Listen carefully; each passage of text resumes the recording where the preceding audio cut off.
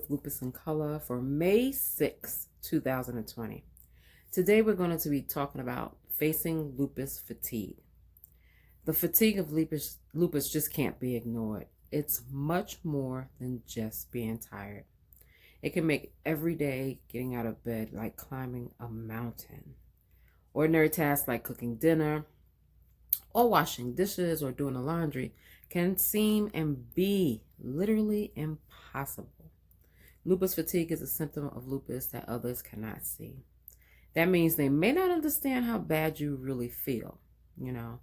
Even worse, you may feel no matter how much rest you get, the fatigue never goes away, So if you have this kind of fatigue, which I'm sure as a lupus warrior you experience from time to time, talk to your doctor to find out if there's an exact cause and if it can be treated. Because sometimes it could be our medications.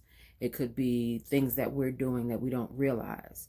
It is a fact that your diet, how and what you eat, your exercise routine, and your coping mechanisms to deal with stress are all things that can worsen or reduce fatigue. So you got to make sure that you understand that. We know that lupus, the chronic inflammation, anemia, certain medications, and overlapping diseases often can make fatigue much worse than it is. So be aware of that. Sometimes your doctors or your nurses can give you strategies to manage the fatigue. But I wanted to give everyone a few extra tips that you might be able to use. Now, these are just tips that may have worked for myself or I've heard work for others. You have to find what works best for you. But before you try anything, be sure to ask your doctor first, because the information given here is just meant to assist you, but should not take place of any professional medical advice. All right, so we got that out the way. So tip number 1, get some rest. Sleep is crucial for lupus warriors. It's important to aim for 7 to 10 hours a night. Now, I know that may be difficult since many warriors deal with insomnia, which sucks. But it's important to try and aim for it at least.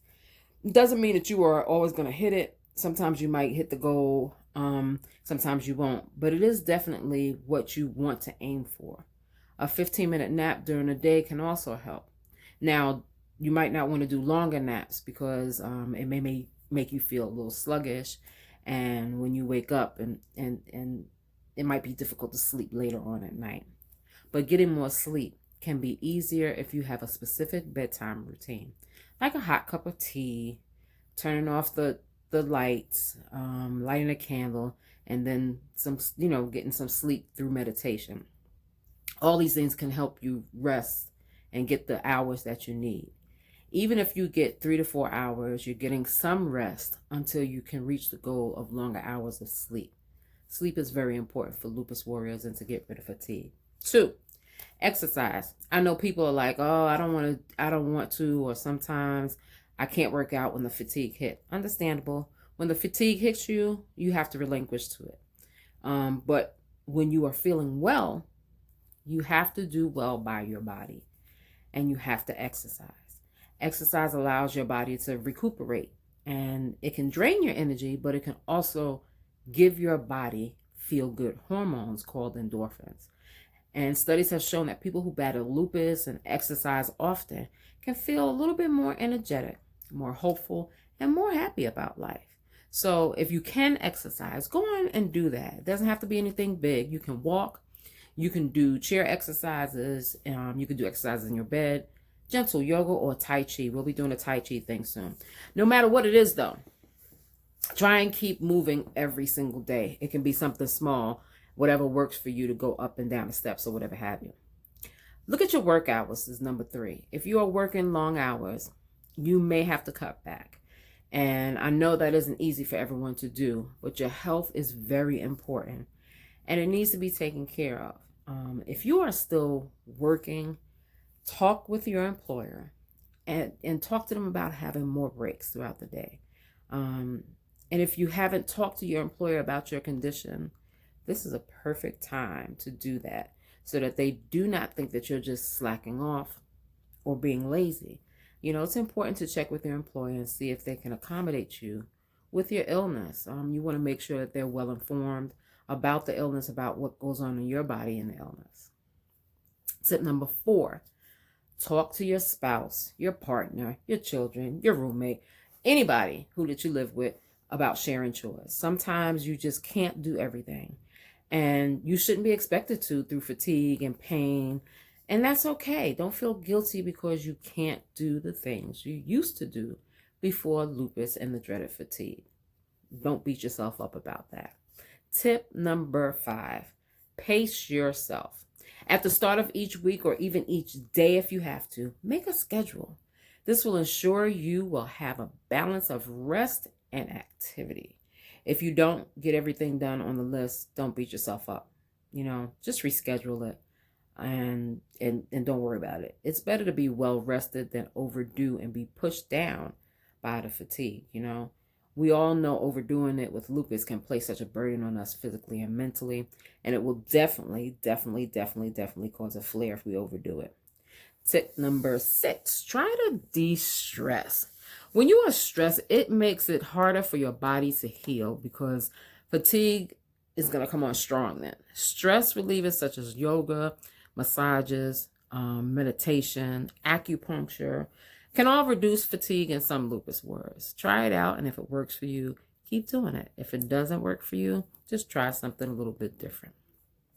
Tip number 7, reach out if you are feeling alone and depressed, and that is normal. Don't feel like, in this battle, that's really normal. This can make your fatigue worse, though.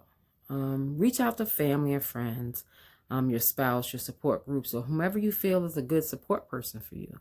Studies have shown that lupus warriors that communicate well with their spouse and others and have a good support system, that they feel better. They experience less fatigue and less pain. So I know it's difficult to reach out, especially when you are fatigued and not feeling well. It just feels like everything is just coming down so heavy on you. So it's important to reach out and get a support system going. Tip number, I think we're up to 8. Eat well and drink plenty of water. Some people may benefit by eating smaller meals more frequently during the day. That's what I usually do, but that's because I'm also diabetic. But this helps you steady your blood sugar levels. And if you start eating more often, just watch your portion sizes to avoid weight gain. Eating too little can cause fatigue, but eating the wrong foods can also be a big problem. Eating a balanced diet helps keep your blood sugar in a normal range and prevents that sluggish feeling when your blood sugar drops. Okay? And if you're not drinking enough water, dehydration zaps energy and impairs physical performance. Dehydration has also been known to decrease alertness and concentration. So drink that water. How to know if you're drinking enough water? Okay, this might be too much, but your urine should be pale yellow or straw colored. If it's darker than that, you need to drink more water. Finally, when you get hit with the fatigue stick, don't feel guilty when you need to rest. The worst thing you can do for yourself is to blame yourself that you're getting fatigued, and that's not even your fault. And although it's not your fault, fatigue can definitely take some steps to make your fatigue less. And those were some of the tips. So that's been your midweek refill. I hope you got something out of this discussion. As always, again, I say check with your doctor before trying anything suggested. Okay? This has been your midweek refuel. Thank you for tuning in, and have a great rest of your week.